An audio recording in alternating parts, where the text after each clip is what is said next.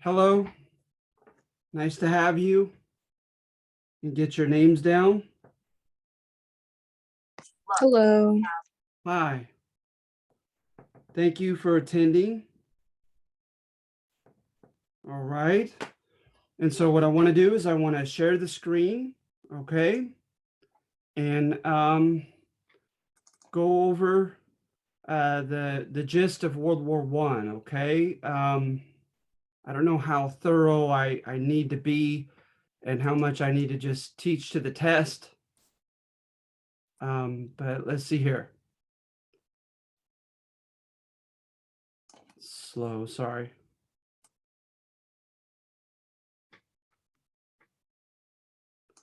So we're covering Woodrow Wilson and his administration, right? There are a couple different parts to the narrative that you almost always find when you read a biography on Woodrow Wilson as our president from 1912 to 1920. He One is that he was caught up in World War One. Although he waited a long time to enter, it's still the fact that we entered World War One that seems to pervade the narrative of his presidency, and then also the fact that his presidency was riddled with contradictions, contradictions between what he practiced and what he preached. In his rhetoric, he was not only progressive, but he was an odd combination of progressive and kind of libertarian. Um, and in reality, he really had a strong state-oriented presidency, and that's a bit ironic that his government was so kind of overweeningly involved in the obstruction of people's liberties, and also in line with big business. That was not what he preached as an academic when he was at Princeton. And so, at any rate, we'll get into those ironies at the end. So here with the World War One, you had the Triple Entente of England, France, and Russia. Italy and Romania and other countries like Japan will come and fight with them, but those are the three main countries, the Entente Cordiale. And they fought against the Triple Alliance, or the Central Powers of Germany, Austria, Hungary, and the Ottoman Empire. And so you see here on this map, right, that you have imperialism as a trigger to this war. When people try to form a narrative of causation, they almost inevitably talk about imperialism or colonialism. You look in the 1890s, right? They carved up Africa, for instance, the European powers. And so they were getting involved in Asia, the Near East, and Africa especially. And they were fighting over areas to colonize. So they met in like the famous Congress of Berlin, in another instance, to try to divvy out colonies. That was the time they were in. And we talked about the pseudosciences at that time that talked about certain, quote, races being further evolved than others. That type of arrogance was the norm. And you had the second industrial revolution. And so some of these countries were far ahead of developing colonized countries. And so they rationalized it and said that they were superior and that they had unapologetically the right to colonize them. And so you especially had friction between France and Germany. They had their own friction from the time of the Napoleonic Wars. And then when Otto von Bismarck was the chancellor of, I believe it was Prussia, of the German 39 states and united Germany, they had a couple Franco-Prussian wars with France, and they took Alsace and Lorraine and other regions from them. And so you had a history of friction and fighting and war between France and Germany as neighbors. And then they also fought over Morocco and in other instances as well. And so colonialism or imperialism was one alleged reason for World War I breaking out. And then as a reaction to that was nationalism. You had the colonized countries feel a sense of national unity and wanting to have their own country, have their own independence from their colonizers. And so the chief example of that in World War I are the Slavic people, the Croatians, the Bosnians, the Slavs, and these other groups in what we call the Balkans, where you see Serbia and Albania and Greece, there in Montenegro, that's known as the Balkans. And you have a lot of national sentiment there saying we don't want to be controlled by a foreign monarch or a foreign country, period. And so, you know, Italy became a country, Germany became a country in the late 1800s. So the big powers were feeling a sense of nationalism also. And, you know, that kind of nationalism can be taken to an extreme. A funny word they use sometimes is jingoism, where you're kind of almost petulant and you're almost xenophobic toward other countries and other peoples, and it's just your people alone that you stand by, and with a sense of kind of rivalry and isolationism. And so that is going to cause friction, needless to say, like I said, especially in the Balkans. And then you have this contingency diplomacy, right? This what if diplomacy. Like, what if we go to war with this country, right? Remember, we mentioned geopolitics, geopolitically, looking at the at the globe as like a chessboard, and you deal with the what ifs. You know, who are my main rivals? What are my main resources and raw materials that I might need access to? What are some main geographical spots that will be pivotal if I go to war with those rivals? And I need to make sure that I have access to those raw materials, et cetera, in those places right now. And so you had a very aggressive type of diplomacy that was going on in the early 1900s amongst the major powers as well. And then you have great man history. Some people blame, for instance, Kaiser Wilhelm or William II of Germany as being a young, petulant, prideful man who was constantly, unnerving the English and the French and the Russians with his ambitions. Okay, and so you have all that plays into it. So you see here Africa being carved up. So you see there the French in North Africa, the British, the Spanish, the Portuguese, the Belgians, the Germans, the Italians, etc. And so a lot of Africa was being carved up in the 1890s up to the beginning of World War I. All right. And so some of the leaders here, you have King George V of England. Then on the far right, you have his prime minister in England, Lloyd George. You have Tsar Nicholas II, ironically, King George V of England's cousin, there in Russia.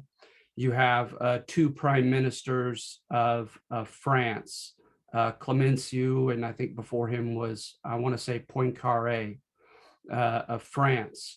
And so those were the Allied powers of the Triple Entente. And then beneath them, you have Kaiser Wilhelm II of Germany. And then you have the aging leader of the Austro-Hungarian Empire, Franz Joseph. And then Karl I took over from him. And then you have Mehmed V of the Ottoman Empire. And then at this time, of course, you have Woodrow Wilson.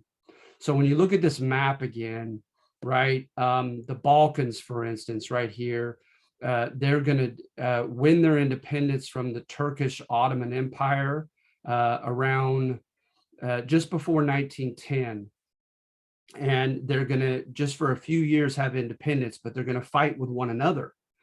And in the midst of that fighting, a Congress of the major powers met and decided to cede or give that land to the Austro-Hungarian dual monarchy. And needless to say, the Balkan people did not want to be under anybody. They were very elated to have gained their independence, and they no sooner have it than they devolve into civil war, and now they have a major power, a second major power after the Ottomans, claiming land over them, claiming sovereignty over them.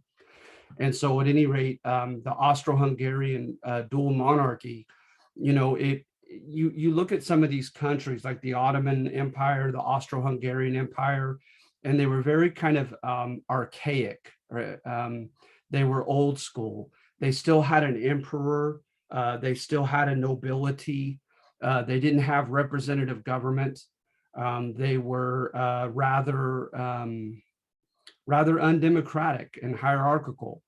And then they were over all these different peoples, right, that they didn't feel a sense of kinship with. So the Austro-Hungarians, right, the Hungarians were the Magyars, a distinctive group. The Austrians were Germanic Catholic people from Central Europe. And then what did they have to do, right, with Muslim Albanians or Roman Catholic, even Croatians? And so these people, they didn't take it well, having this power claimed over them. So there in Sarajevo, in the Balkans, the Franz Joseph sent a nephew, Franz Ferdinand, and his wife Sophia to come visit. And it was a bit sadly ironic that Franz Ferdinand actually was for conceding some rights, some privileges, some opportunities of self-government to the people in the Balkans. But nevertheless, he was a foreign leader, right, representative, sent to be placed above them in power. And so when he and his wife traveled there, they were assassinated by a young man named Gavrilo Princip. And Gavrilo Princip was a Serbian nationalist. He was part of a terrorist group known as the Black Hand in English. And the Austro-Hungarian emperor was not going to, let this abide. So he gave a harsh ultimatum to Serbia, to the Serbian government underneath him, and demanding that the leaders of the Black hand over all their information, all the people, all the suspects that were a part of that organization, and other humiliating demands. And the Serbians had made a contingency alliance with Russia and as a fellow Slavic nation. And so Tsar Nicholas II, who also had an archaic government, he had a Duma, he had a parliament, but it was not the mouthpiece of the Russian people by any means. It was not representative of the Russian peasants and people that lived there en masse. And so it was not a popular government. And as we know, right, because he's going to face the Bolshevik Revolution, he's going to be removed from power. He and his family are going to be assassinated, and the Bolshevik Communist Revolution will prevail in just a few years in 1917. And so at any rate, he gives a promise to the Serbian government: don't worry about Austria-Hungary. I'll have your back militarily. So the Russians actually were the first army to mobilize in defense of the Serbians. And the Austro-Hungarians, of course, sent their army down to the Serbian border to punish them for not meeting the ultimatum. And then, of course, the Austro-Hungarians, as Germanic cousins, they had the backing of Kaiser Wilhelm II in Germany, that was now united and strong and was a second industrial power of the world behind the United States, was the second navy in the world behind England. And so that was kind of a big brother type alliance. And so they knew they had the backing of Germany. But in the past, prior to that, France had made a deal with Russia, conceding the Baghdad Railroad and other imperialistic designs that the Russians had, like on the Dardanelles for a warm water port. There you see here through around the Constantinople area in the Black Sea. It was kind of a quid pro quo thing, which was the norm at that time. I'll grant you this if you grant me that, what I want. And so what did France want in return for supporting the imperialistic designs of Russia? You could easily guess, a contingency military alliance saying, if we ever go to war with Germany, you must back us, and we will be allies if either of us goes to war with Germany. And I don't think France, anywhere in its diplomatic papers, was anticipating that Russia would first go to war with Germany and pull them into it rather than the opposite. They were obviously assuming that if anybody went to war with Germany, it would be them, the French. And so now the French are pulled in by this alliance with Russia to help Russia against Germany and Austria-Hungary. And then just a few years before that, England had ended its, quote, splendid isolation policy because of several reasons. But one of them was that Kaiser Wilhelm II had declared a naval arms race against England, contending that he was going to usurp the #1 naval position of England's and build the #1 navy in the world. So they were trying this, almost brinkmanship deterrence policy, where they would try to, they were engaging in an arms race long before this war even began to try to scare their opponents, their possible opponents, away from war from them. They thought that that was a way of deterring violence, was by building up stronger armed forces. And that is a proverbial, eternal question. To what extent does that deter war, arms races, and to what extent does it provoke war? And of course, in the narrative of World War I, it's popularly argued that it helped provoke war rather than stop it and prevent it. And so England, with the naval arms race, with the Moroccan crises and other instances, became kind of frightened by Germany and said, you know what, we're going to join this alliance with France and Russia. So now England and France are pulled into this war that Russia has helped begin against Austria-Hungary and Germany.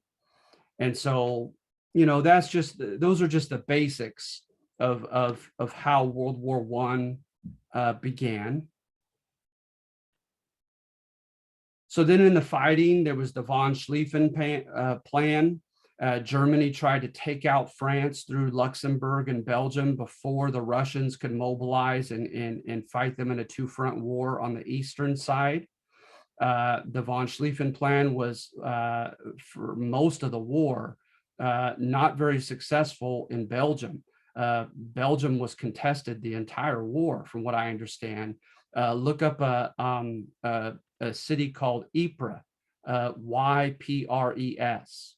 And Ypres had 3 major battles and was just a really contested area in Belgium throughout most of the war. My point being is that the war, for the longest time, this war is going to be from 1914 to 1918, is going to devolve into a stalemate, into trench warfare, as you see in this picture. And so the German-Russian fight switched to Austria, because they began to fight in Prussia, and the Germans fought very well in their own home Prussian land. Prussia was one of the 39 German states, and they took like 90,000 Russian prisoners of war. They took on a 400,000 army of the Russians and did very well. And so the Russians are going to switch tactics, and they're going to move from fighting, here in Prussia, and where their losses were heavy, and they're going to come down here and fight into Austria-Hungary and take this route. And so when that happens, it all is just going to prolong the war. And then with the Schlieffen plan, right, the Germans are going to come into this area, into Belgium and Luxembourg, and it's going to be highly contested here. And so it's not going to take long, and there's going to form a 435-mile line of trenches down the eastern coast of France into the Swiss border. The major areas of fighting were the Somme River up here, Somme, And a major battle down here was Verdun, Verdun. And like I said, it's going to devolve into a stalemate. So let's see here. Notice the Germans got 30 miles from Paris, and then they split their forces and had seven separate armies attacking seven separate locations. And in hindsight, that may not have been a wise decision, state some of the historians. And so Germany simultaneously invades Russian Poland, taking the war to Russia. And but again, it's all going to serve to prolong the war. And then deadly weaponry and urban attacks like Ypres and Belgium, as you see there in red, you're going to have mustard gas and just some nasty stuff introduced at this time in the war. All right, and then the war is going to become globalized. The Allies attacked German-occupied Africa, as you see on that map beneath where the locations are, predominantly in Eastern Africa, Southeastern Africa. Japan will take Tsingtao in China and help fight and spread the fight to China into Asia. The French are going to use their French Indochina or Vietnamese troops to fight. They're also going to use their troops from Senegal, who were highly pivotal in helping keep the line in France itself. And so this war is hence becoming global in scale. The Balkans, right? They hosted the Army of the Orient, and the British pretty much got her whole empire there into the Balkans in trying to take the Dardanelles and Constantinople. And they're going to have New Zealanders, Australians, and people from all over their empire, from all these different continents, fight like right here around Gallipoli and the Dardanelles to try to ultimately take Constantinople. And they're not going to succeed. And again, so it seems like every time a major power, initiates a major offensive, it fails or it falls into a stalemate, just prolonging this 4-year war and making it bloodier. And so 10 million people will lose their lives in this war. Let's see here. November 23rd, 1914, jihad was declared against the Allies, and that was partially reversed by, I want to say 1916 or 17, when a promise is given both to the Arabs and to the Jewish community to have a homeland recognized by England and France should they switch sides and fight against the Ottoman Empire. And so they largely fought against the Ottomans, the Turks, for the Triple Entente side. But again, it's just all prolonging the war and globalizing it. Constantinople and the Suez Canal were geopolitically coveted. And so Enver Pasha declared Ottoman attack on the Russian Caucasus, again, a major offensive that failed miserably and just prolonged the war. And then at this time, just as an interesting, I hate to say side note, because I don't mean it as a side note, it's the reason I'm mentioning it, is the Turkish Ottoman Empire declared persecution against the Armenians that was tantamount to genocide and trying to systematically deport and kill the Armenian population. So that was a major human rights issue during World War I. And then February 1916, the Anglo-French attack on the Somme River was interrupted by the German attack at Verdun on the Meuse River, going for Paris. And then Joffre gave authority to Pétain, and Pétain said he didn't want to fight such an offensive oriented war, but fight defensively. And that's big, right? Because, at this time, they were using antiquated tactics like a cavalry attack, right? Like men on horses riding toward a fortified area. And now the fortified area had machine gun nests, had artillery. And so they would just blow the cavalry to pieces, or even worse, right? Or just as harmful, infantrymen, just running across what would be called no man's land between the trenches. And sometimes, right, at the famously at the Somme on July 1st, 1916, 20,000 men were killed traveling across 1,000-yard no man's land, um, trying to attack fortified defenses, and they were just mowed down. And so it was getting crazy. So Field Marshal Haig developed a reputation for being a butcher, and Pétain's idea of trying artillery barrage, trying the new tanks, to at least soften the blow before they traveled across no man's land on a frontal attack, became more of the norm, and both sides ensconced themselves into lines of trenches, waiting for the other to take the offensive. And so then you had disease and the psychological maladies of being bombed all the time, and waking up and having someone next to you in the trench having been blown to smithereens while you were asleep.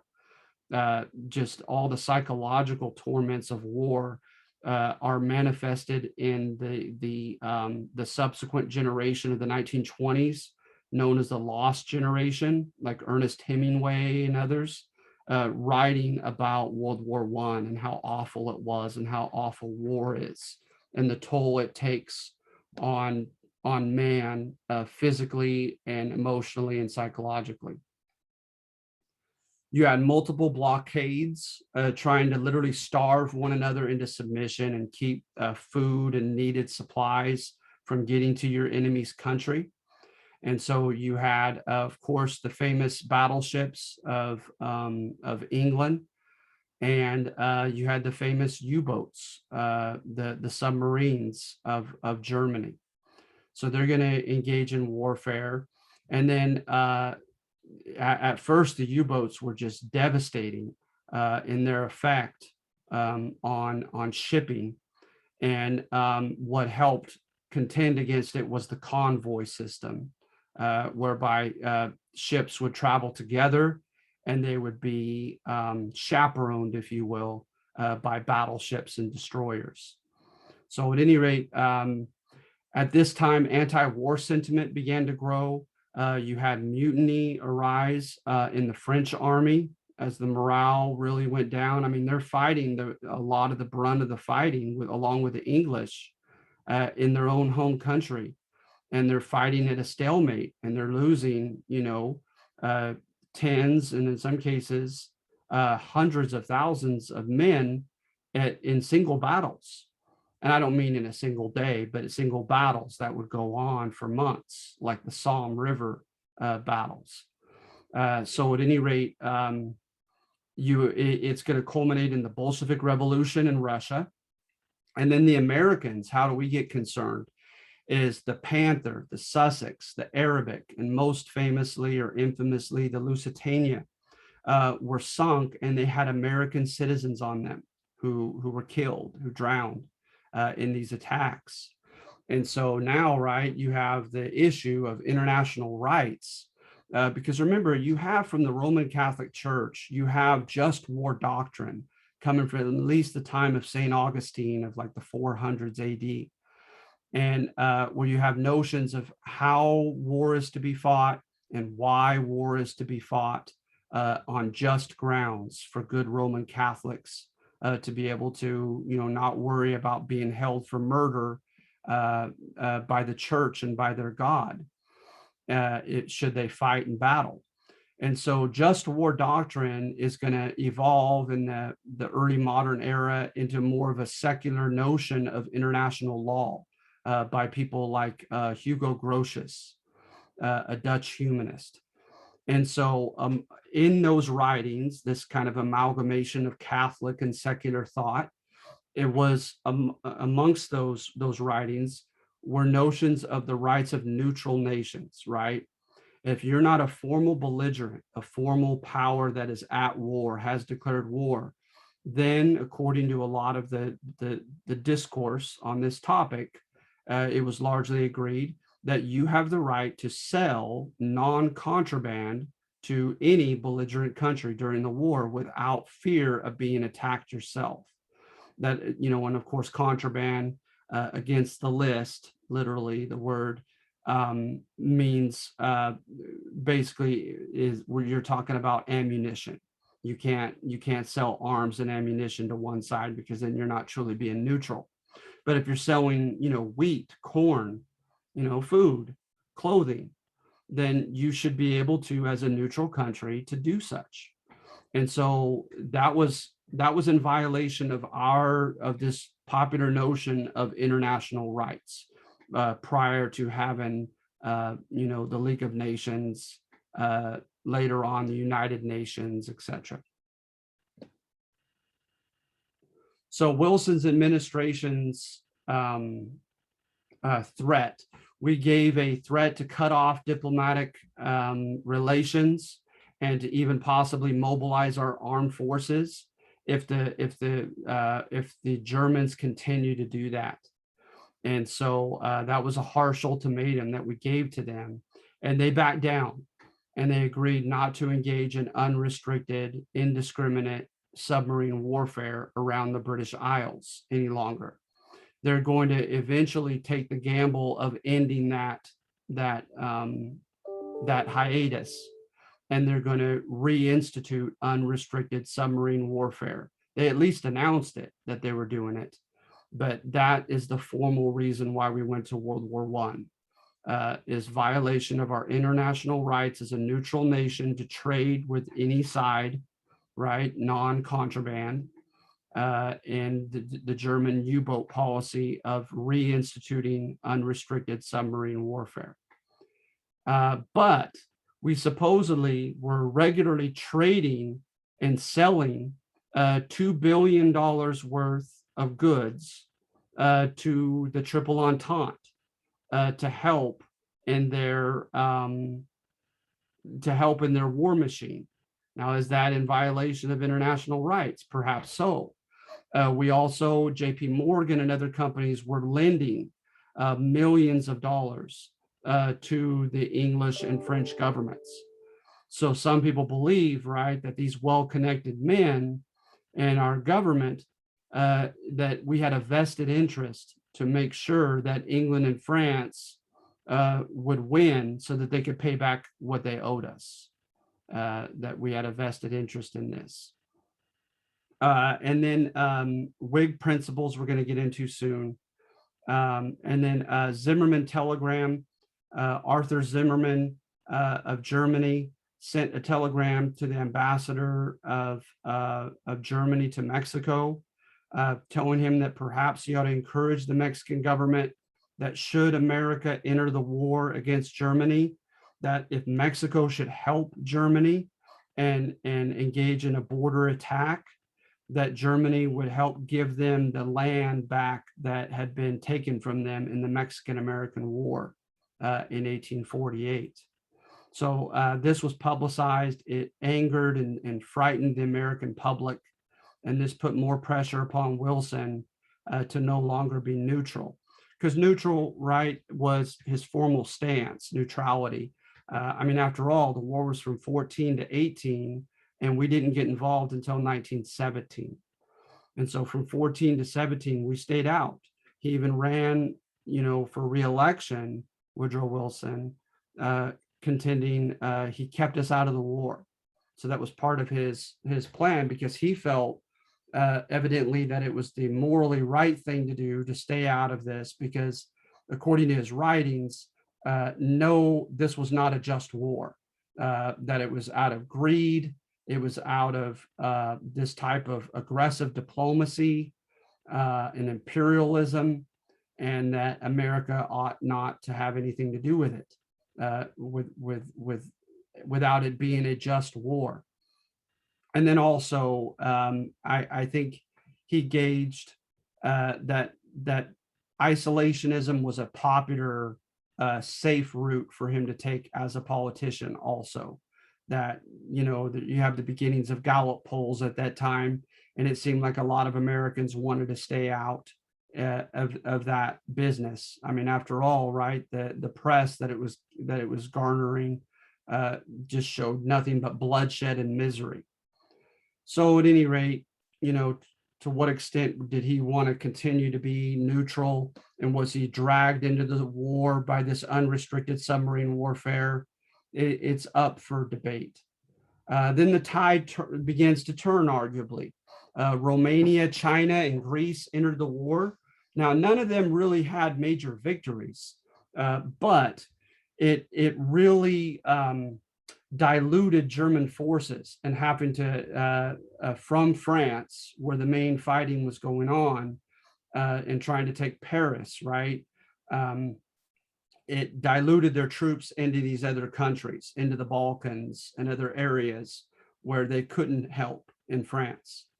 The Middle East was largely won by Britain. Jerusalem was taken, Aleppo was taken, going up into Turkey itself. So the Ottoman Empire started falling apart militarily and politically and domestically. By the end of World War I, it won't survive the war. It'll become modern Turkey, and its international Ottoman Empire will dissipate. The British blockade of 1917 was being pretty successful. And so, so much so that you have, the leading military leaders like Ludendorff and Hindenburg putting on paper their concerns of a Bolshevik revolution happening in Germany if they didn't end the war soon. And then the Reichstag is the parliament of Germany. They had a peace resolution in the summer of 1917. So obviously demonstrating a desire to end this war. And then Allied air superiority had materialized by this time. So the argument is that the writing was kind of on the wall, that it looked like in a war of attrition of seeing who could outlast whom, the Germans kind of knew they could not win such a war. And so in their desperation, they tried final last gap attempts to break through the lines of where their 7 armies were caught up along the Mu Argonne and the Somme and other major rivers in France. And so they tried these concerted last ditch efforts, knowing that they can't outlast the Allies. And then Cologne, the city of Cologne, Germany, had begun to be bombed. This is the beginning of total war, right? Where you're not just distinguishing between belligerents, soldiers on a field, and non-belligerents who are civilians who ought to be kept safe. But now you're starting to bomb cities and major buildings and churches and universities, etc., and killing civilians. And of course, this is going to be amplified in World War II. Then the German offensive was stopped at the Marne. And in these last ditch efforts, Cantigny and Belleau Wood were pivotal areas where they briefly broke through. And then the hole was patched up, if you will. And guess what? Predominantly American soldiers at this time, as we entered in 1917, American soldiers were very pivotal in those battles in containing it. Matter of fact, at Belleau Wood, that's where a German survivor called the American Marines. He said they fought viciously like devil dogs, however you say that in German.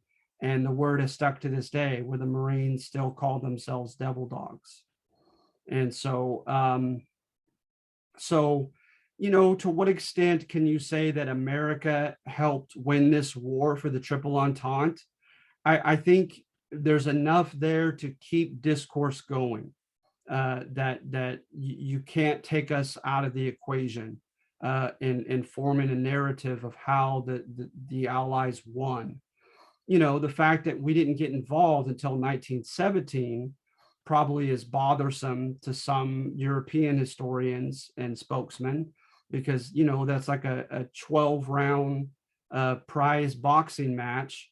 And the US got involved in round 9 or 10, nice and fresh. But nevertheless, I think that numbers prevailed. I think numbers matter, and they absolutely mattered here. You look at the earlier battles, right? The front in Prussia, you had a huge army by Russia, and it was 400,000. You had, you know, huge losses where they had 90,000 captured, etc. You had, you know, at any given time on certain fronts, hundreds of thousands. We had 1.5 million American boys along the Meuse-Argonne offensive, 1.5 million. Those numbers matter. And they seem to have mattered to Ludendorff. Erich Ludendorff, of one of the 2 German military leaders, he has it written down, looking at the American numbers, saying absolutely that matters in a war of attrition. If this war continues, we just don't have enough men to fight against numbers like that. So I think our numbers alone really did help win World War I. So let's see here. The Allied 100-day offensive. So Amiens, Germany, was a black day, according to the German authorities.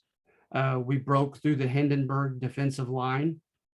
And again, Americans were a vital part of that.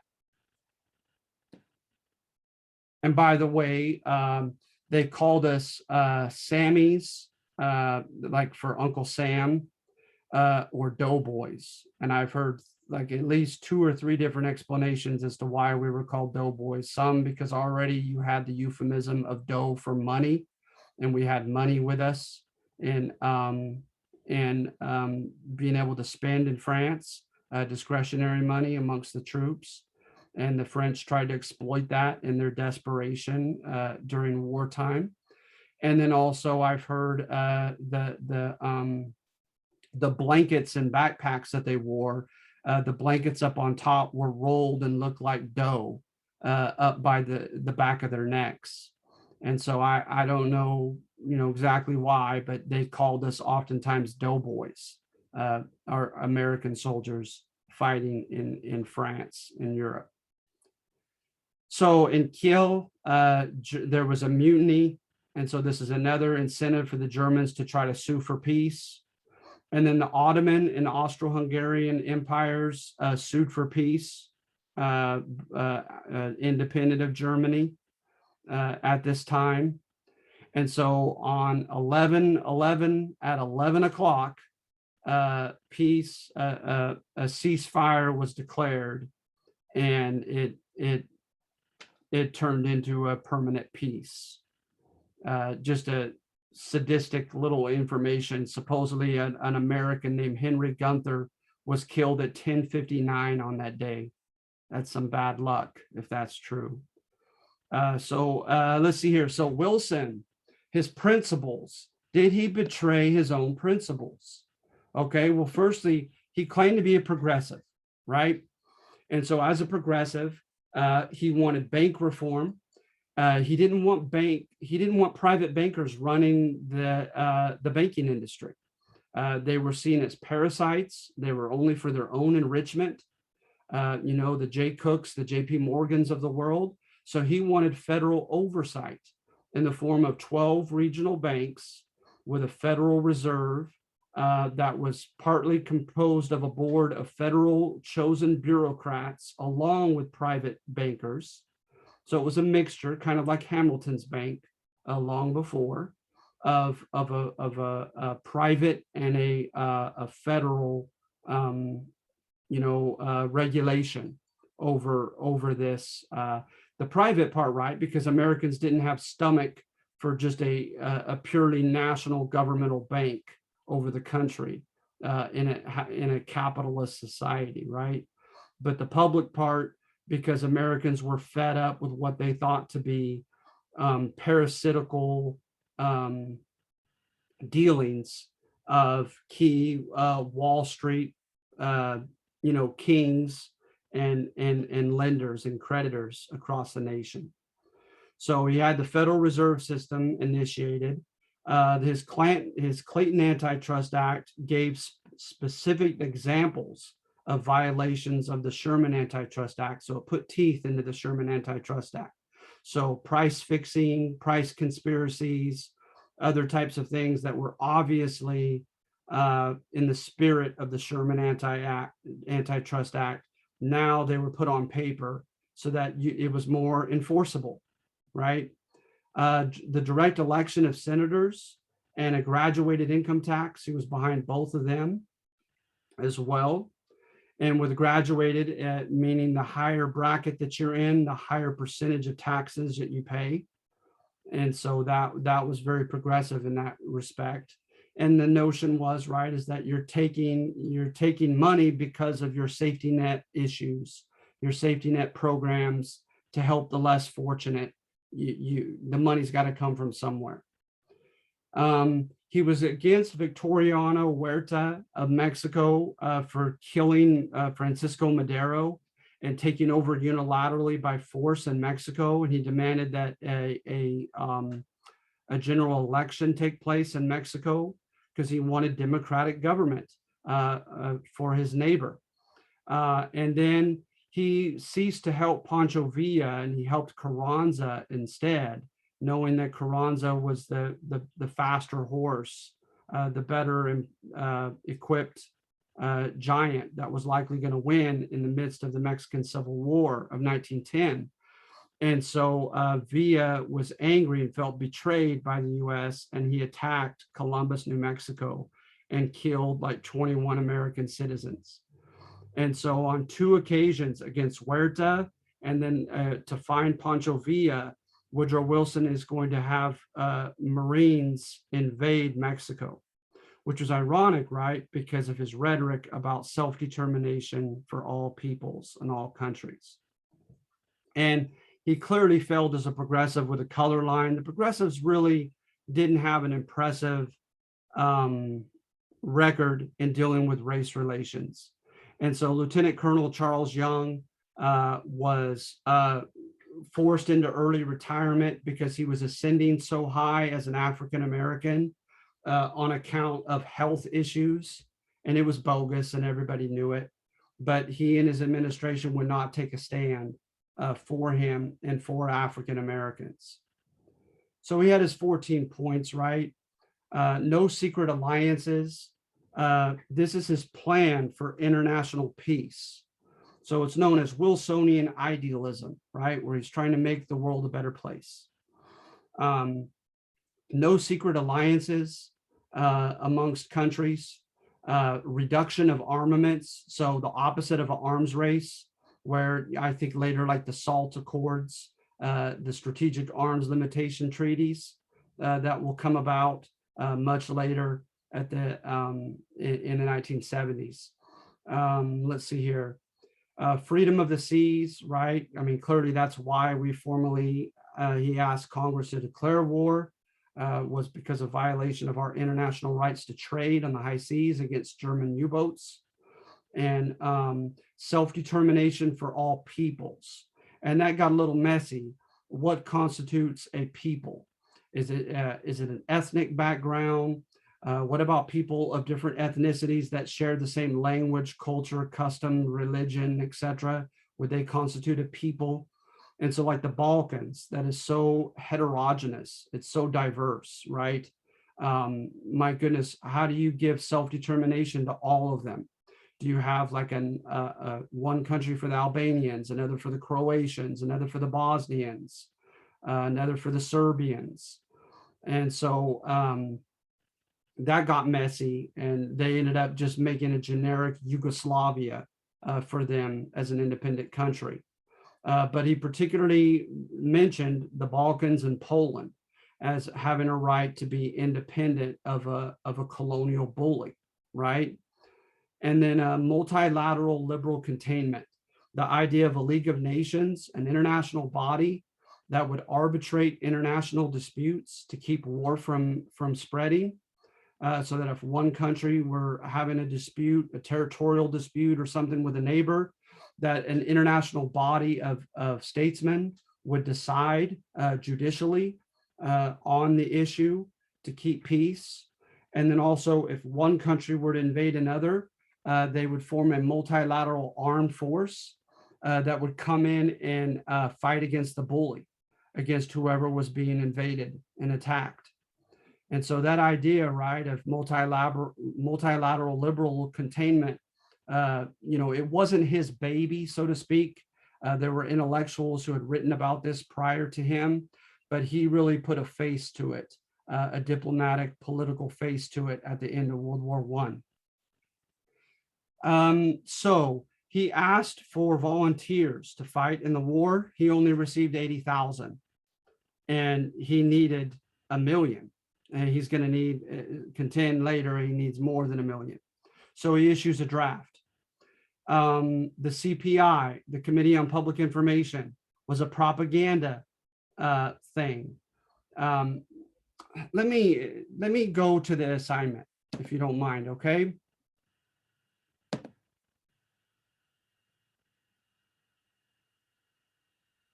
Sure, where are you? So you have your general introduction here.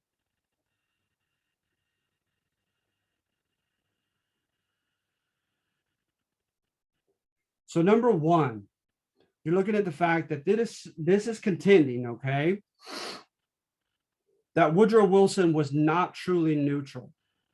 That when you look at his writings as an intellectual, as a professor, and a published writer, that he was for Whig democratic principles, for individual rights, representative government, peaceful transitions of power, that supposedly when he looked at the Triple Alliance, it elicited a repugnant reaction, that he hated everything they stood for. They had sultans and emperors. Their parliaments were rubber stampers that just approved what the crown wanted and were not representative of the people and did not hold the crowns accountable. They were very militaristic. They still had a nobility of people who got to rule just because of their family name and connections to the crown. So that supposedly he held those powers in disgust because of his Whig principles. Now, to what extent was he an Anglophile, a lover of all things English? That's arguable. But you could at least make the argument, according to this number, that he saw England and France as lesser evils. He saw them as more democratic than the other powers. So where am I going with this? Is that if he was so disdainful toward what the Central Power stood for and thought that the Triple Entente was much more democratic and much more modernized, etc., right? With the exception, of course, of Tsarist Russia, which was backward to him, but at least England and France. That to him, right, it was vital that the Triple Entente win, because what they stood for was what the direction in which governments ought to be evolving. And so it would be catastrophic to him as a Whig, as a liberal, right, for the Ottomans, the Austro-Hungarians, and the Germans to win. So hence he was never truly neutral, but that he wanted to ensure that the Triple Entente win. And so hence he may have secretly been waiting for the right timing and excuse to get involved in the war. The British engaged in violations of our international rights. They confiscated our food and clothing that we tried to sell to Germany. Did he give them an ultimatum? No. He gave an ultimatum to the Germans for their U-boat policies. Now, in his defense, what did he say was the reason for that dichotomy, that difference, is he contended that English violations of our neutral rights were taking away money and supplies from us, but German U-boat violations were taking away human lives, and was much graver of a concern. But to this historian that I was reading, he contends, no, I think it's because he was a Whig and he was partial to England. All right. So any questions on number one? My intended thesis from a book that I had read. All right.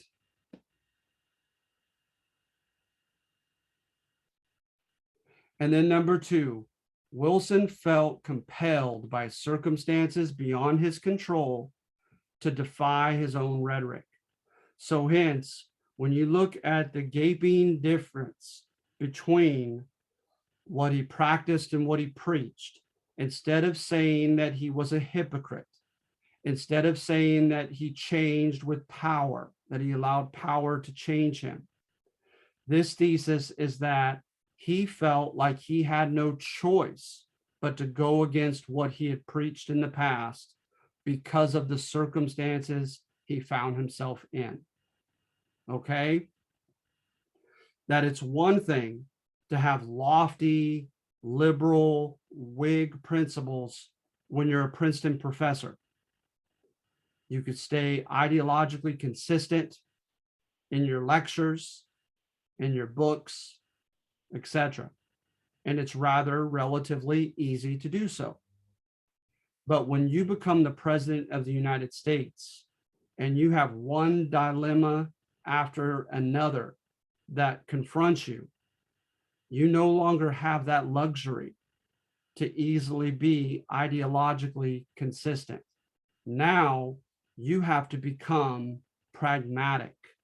You have to become practical and make decisions like the lesser evil in your mind when you're under certain circumstances.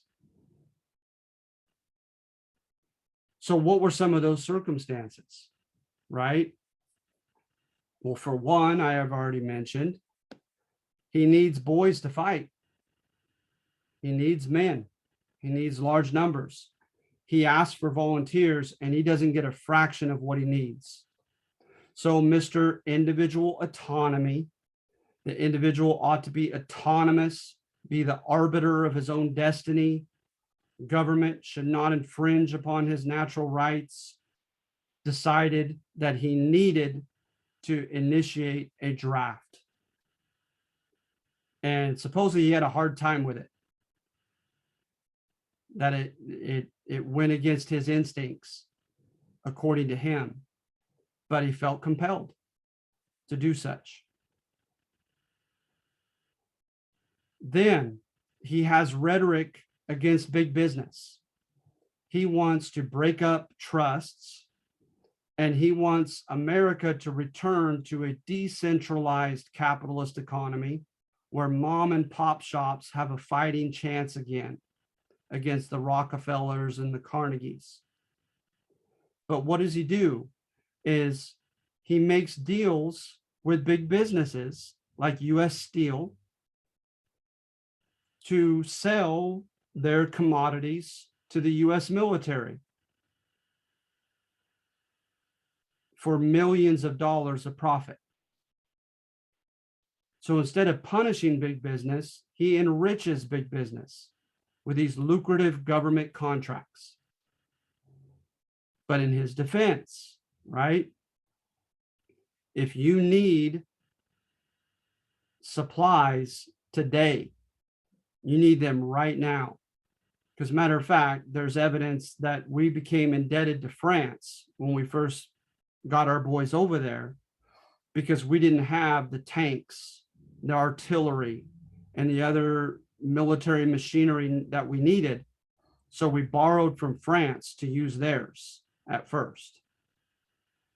So perhaps that is evidence that we were in a precarious position as far as transitioning from a civilian economy to a military economy, and that there was a sense of great urgency.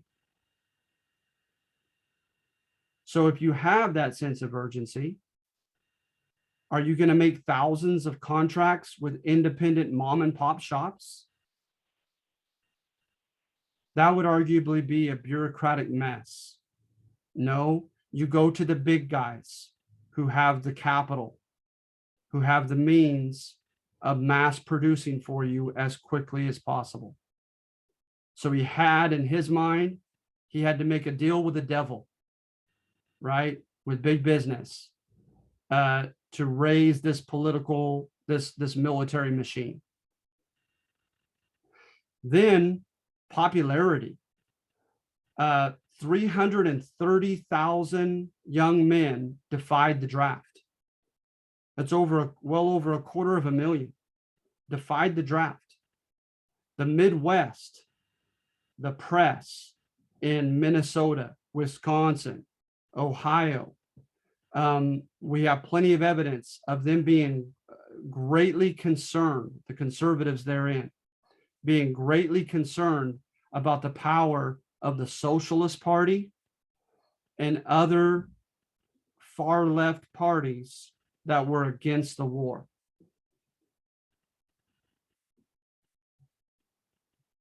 You had a big rebellion in Oklahoma. Okay. So what does he do? He gives a tacit approval to the American Protective Leagues. The American Protective Leagues were like vigilante groups across the country that were forming. I haven't read enough to know to what extent that they were grassroots organizations and to what extent they were top-down, statesman organizations. But they were spreading throughout the country and in most regions, and they were wanting to inform and punish any type of insubordination because they were concerned about anti-war sentiment and behavior. Well, he gives his blessing to these American Protective Leagues, forms national organizations that support them. Then he forms the Committee on Public Information, which becomes basically a propaganda machine. 75,000 hired speakers to give war speeches at the movie theaters and other areas throughout the country to try to kind of shame Americans into supporting the war and pressure them. Then his Congress passes the infamous Espionage and Sedition Acts. Sorry, I'm going to go back to this one.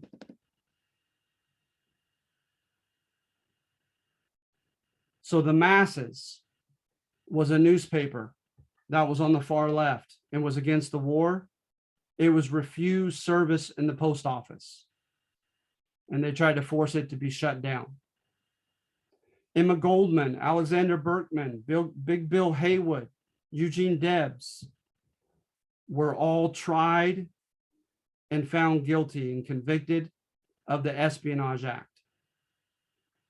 And now the Espionage Act, looking at it, I'm going to read from Howard Zinn's book. Okay. Whoever, when the United States is at war, shall willfully cause or attempt to cause insubordination, disloyalty, mutiny, or refusal of duty in the military or naval forces of the United States, or shall willfully obstruct the recruiting or enlistment service of the U.S., shall be found guilty of the Espionage Act. All right. 900 people were incarcerated. 2,000 cases went to the courts for the Espionage Act. And the Sedition Act went even further. The Sedition Act stated that basically, if you impugn the motives of the federal government and stated that the federal government and insinuated that the federal government was fighting for ulterior motives, like for Wall Street, that you could have your press shut down, you could be fined and arrested. The Sedition Act didn't stand the test of time. It was too severe of a violation of our First Amendment right. The Espionage Act, as far as I'm concerned, is still in effect today, although it's supposed to only apply to wartime circumstances. There was a gentleman named Carl Schenck, and he had a rally in Philadelphia and literature that he was spreading out, trying to keep people from joining the draft and getting them to defy the draft. He was arrested for the Espionage Act, obstructing the drafting process, the enlistment process. He contended that that was within his First Amendment rights. And the court decided that if in your freedom of expression, you create an atmosphere of clear and present danger, you are not allowed to express such words. So to this day, right, yelling fire in a theater, yelling bomb in an airplane, you can't do it under the clear and present danger clause. So how ironic, right? This gentleman who's for self-determination invades Mexico twice. For self-determination does not give immediate independence to the Philippines, nor Puerto Rico or Guam. This man who is for individual autonomy and intellectual free thought and debate institutes a propaganda machine, helps support vigilante groups, and curtails First Amendment rights. You see the many ironies of this president? And then A. Mitchell Palmer, Attorney General, had his home bombed, and they blamed the industrial workers of the world, the Wobblies, the IWW. They were given basically a large open warrant, blank check, to go after the IWW. So they went into 48 meeting halls, didn't have to worry about their Fourth Amendment to their private seizure of their, of their stuff. They captured immediately 165 leaders and arrested them. Eventually, they will deport 4,000 immigrants because they associated immigrants with radical organizations, primarily Russians.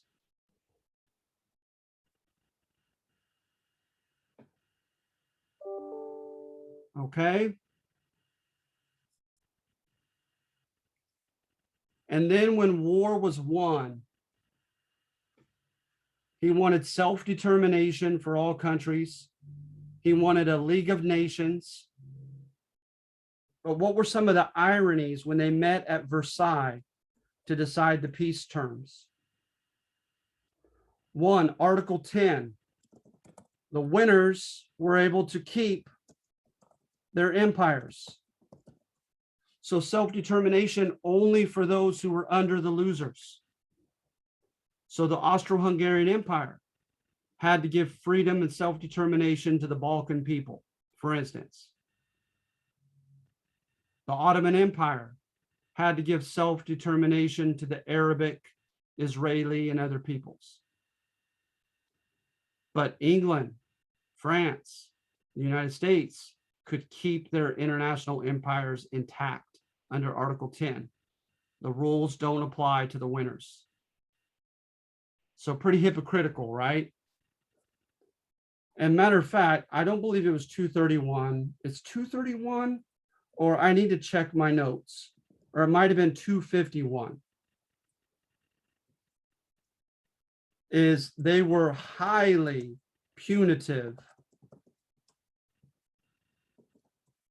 toward Germany. They took like 10% of Germany's territory. They made them keep no larger than 100,000 man army. They brought in an international force into the Rhineland between Germany and France to make sure that Germany would not invade France again, and brought in international troops onto that German soil.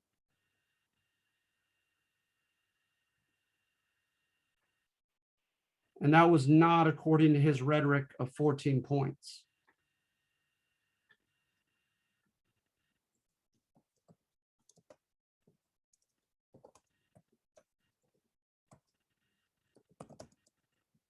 And we did not join the League of Nations. So they established an international body, as he had preached, to arbitrate disputes between countries, to deal with human rights violations,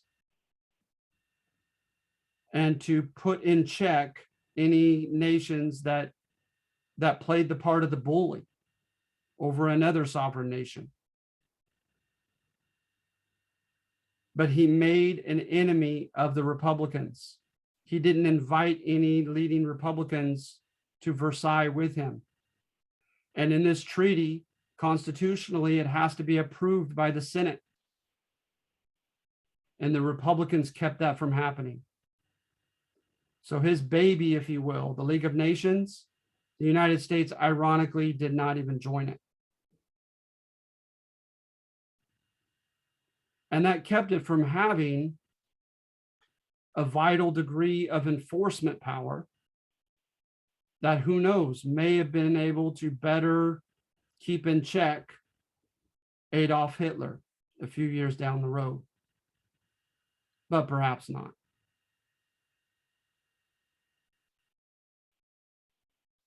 All right, so are there any questions?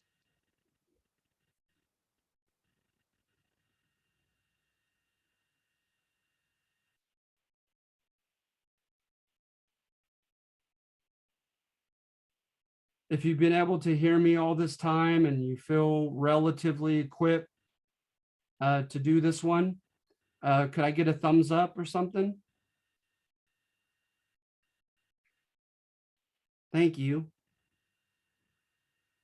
All right, thank you.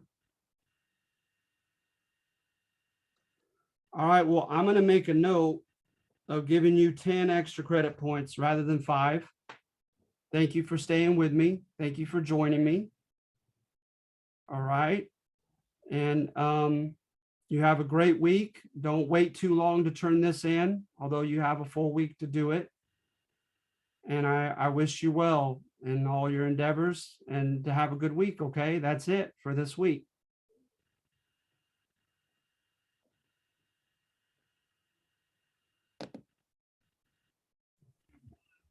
Thank you, Mr. Caldwell. Thank you. Appreciate you.